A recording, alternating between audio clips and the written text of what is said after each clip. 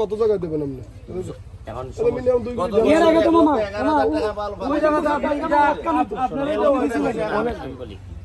2 কোটি না, যদি আমার জানে কুলায় 200 কোটিও লাগে, আমি এমপি হওয়ার পর থেকে প্রতি একদিনের হিসাব হবে যে মানুষ কষ্ট করতেছে কিনা। তোমার এই পুরানের হিসাব বাদ, পুরানের হিসাব বাদ, সামনে পুরান এবার হবে নতুন কাজ। পুরানের হিসাব বাদ, যে আইবনে রে দেখমনে রে খরতাছি রে আগামীবার বুটের পরে রে বালানি হিসাব। এটার মধ্যে কিন্তু আমি এমপি হওয়ার আগে ইট ফলাইছি, এমপি হওয়ার আগে আমি ইট ফলাইছি এবং বিজেপি লাইভ করছিলাম। হ্যাঁ লাইভ করছিলাম। এটা তো এমার্জেন্সি করলে তো আমরা সিপিং এর ধরলে আমরা এটা নিতে পারেন। এটা এটা সিপিং এর ধরলে আমরা নিতে পারেন। যে প্রজেক্টটা রানিং আছে না, ওইটা রিভিউ দিব। আমরা রিভিউ আমার ঢুকে দেন আমার রাস্তার অ্যাডভান্স দিয়ে দেন, আমরা কইলি দিয়ে দেন। তাই আপনি একটু সব হালকা একটু বাড়ি দিলেই দিয়ে দেবো। ঠিক আছে, এটা তুই একদম টুকটাক রে। এই রাস্তাটা আমার করে ফেলতে পারলে তখন বালানি আমার এখন আপাতত 2 কিলো দিয়ে দেন। হ্যাঁ আপনি প্রতিদিন বেশ করবেন। এই যে আপনারা দেখছেন ট্রাক্টরের মাধ্যমে রাস্তার গর্তগুলো ভরাট করা হচ্ছে।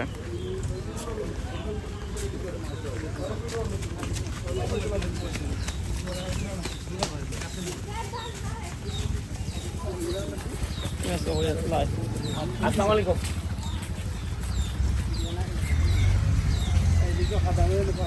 এখানটা তো গিয়ে যাই একবারে কোথা কোন বাজার বাজারের সামনে যেটা কেন্দ্র বাজারে গিয়া পৌঁছে বাজার দিন দিচ্ছি বারো লাগা কাজের ওই এত দূর বাগান ঘুরে যাওয়া লাগে। ওই যে এই কিটা দিয়ে উঠছে দাদা বাগানে গিয়ে উঠছে এই আমরা যাই না নাকি এখানে বাইরে একটা খেলা আছে খেলতে এইটাই তো আনজে আছেন তিনটা আইজে তিনটা আছে ইলেকট্রিক এমপি হওয়ার আগে কাজ করেছিলেন। আমার বক্তব্য পরিষ্কার, এই রাস্তাটাতে অলরেডি পাকা রাস্তা হবে।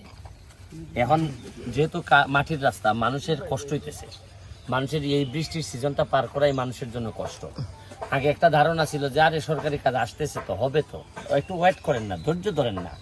ধৈর্য ধরেন না বলতে বলতে দেখা যায় যে 1 বছর চলে গেছে। আর আমার বক্তব্য হইলো, আমার যতদিন সক্ষমতা আছে 1 সেকেন্ডও মানুষকে কষ্ট দিব না। এই জন্যই তো মানুষ আমার নেতা বানাইছে, এত ভোট দিয়ে নেতা বানাইছে। সুতরাং যতটুকু সক্ষমতা আছে, আর এখন তো আমি আমার বাপের টাকা দিচ্ছি না, তো এটা তো রাষ্ট্রের টাকাই আমি রাষ্ট্রের মানুষকে দিচ্ছি, সরকারের টাকা সরকারের মানুষকে দিচ্ছি।